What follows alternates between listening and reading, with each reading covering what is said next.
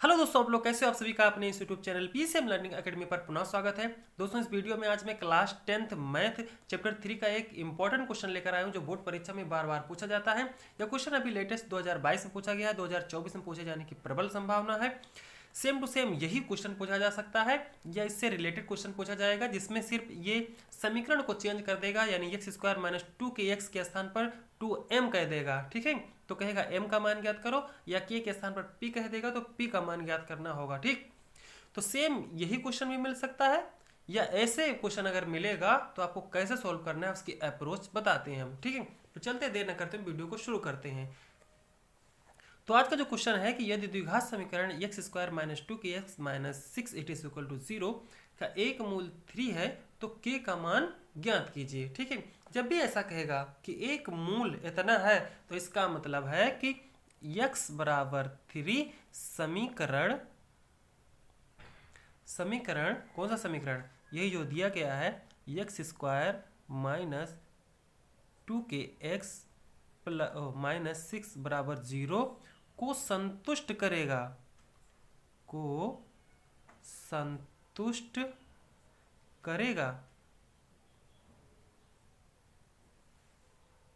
संतुष्ट करने का मतलब होता है कि लेफ्ट हैंड और राइट हैंड जो होगा वो बराबर होगा, यानी LHS RHS बराबर होगा। अगर RHS 0 है तो LHS भी 0 आना चाहिए। ठीक है, तो ऐसा करने के लिए हम क्या करेंगे, जहां पर x है उसके स्थान पर 3 रख देंगे और 0 के बराबर कर देंगे। तो इसी क्वेश्चन में हमने रखना है x बराबर 3, जो भी मूल है उसी मूल को x के स्थान पर आपको रखना होगा। ठीक है, तो ये 3 का स्क्वायर हो जाएगा। जब 3 के ऊपर रखेंगे तो फिर लिखेंगे माइनस, फिर 2, फिर k, फिर x के स्थान पर आपको रखना है 3, फिर माइनस 6 बराबर 0 को कर देना है। ठीक, तो ये हो जाएगा 9, ये हो जाएगा 6k, 3 2 जा 6k, माइनस 6 बराबर 0 हो जाएगा। ठीक है, और 9 से आप 6 निकालोगे तो आ जाएगा 3, और ये हो जाएगा माइनस 6 के बराबर 0। ठीक है, और 3 ऐसे ही रहेगा, माइनस 6 के इधर जाएगा तो हो जाएगा प्लस का 6k, और k की वैल्यू चाहिए तो फिर 6 नीचे आ जाएगा, 3/6 it is equal to k, 3 1 जा 3, 3 2 जा 6 यानी 1/2। तो k की वैल्यू आपको मिल गई 1/2। अगर k की वैल्यू को इस इक्वेशन में आप रखोगे तो 0 आ जाएगा। ठीक है, कैसे आइए हम देखते हैं, यानी LHS RHS बराबर होना चाहिए।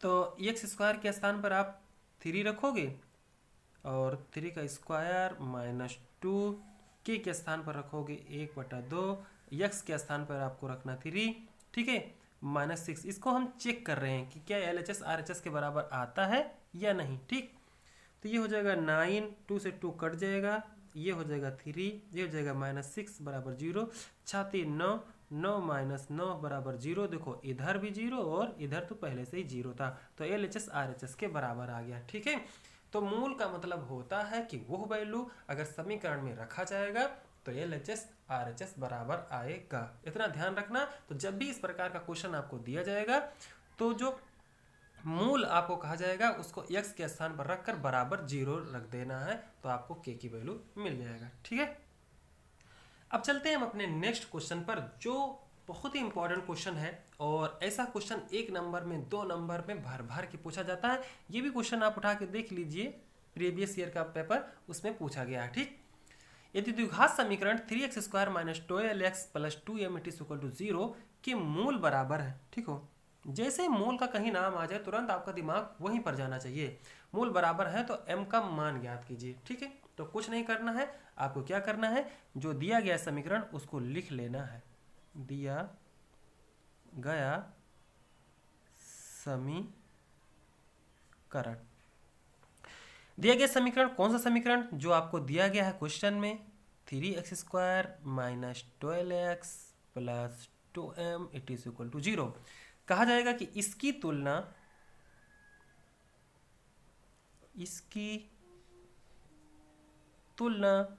ax square plus bx plus c बराबर 0 से करने पर, जब इसकी तुलना की जाती है तो आपको a b c की वैल्यू निकाली जाती है।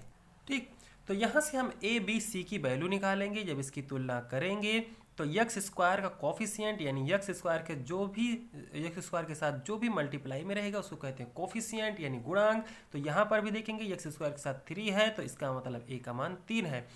यक्स का गुणांक b है और यहाँ का x का गुणांक 12 है तो b की वैल्यू जो होगी वो -12 होगी, क्योंकि यहाँ प्लस था और यहाँ पर है माइनस, तो इसका मतलब प्लस के स्थान पर ये जो 12 है वो -12 रहा होगा। और c के स्थान पर यहाँ पर -2m है ये पूरा।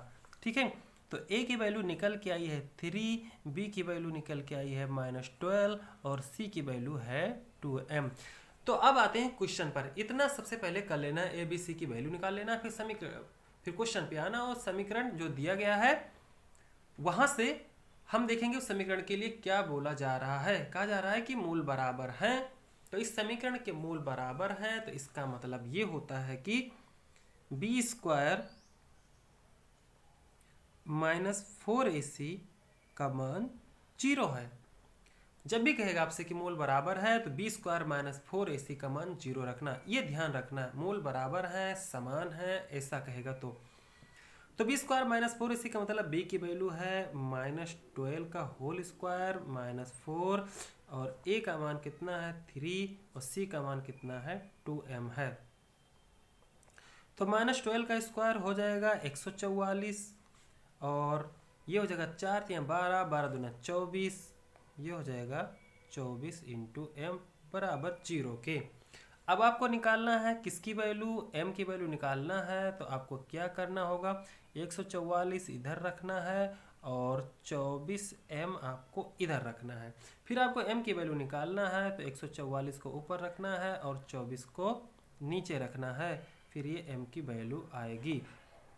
फिर आपको 24 से डिवाइड करना होगा, चाहे आप 4 से काट दीजिए या आप डायरेक्ट काट दो कि 24 छक्का 144 होता है यानी 6 बार जाएगा।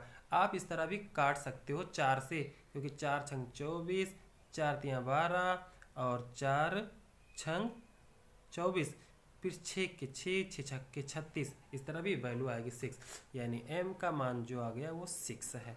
ठीक है, यही आपका सोल्यूशन है। आई होप आप समझ गए होंगे, बहुत ही इंपॉर्टेंट क्वेश्चन है।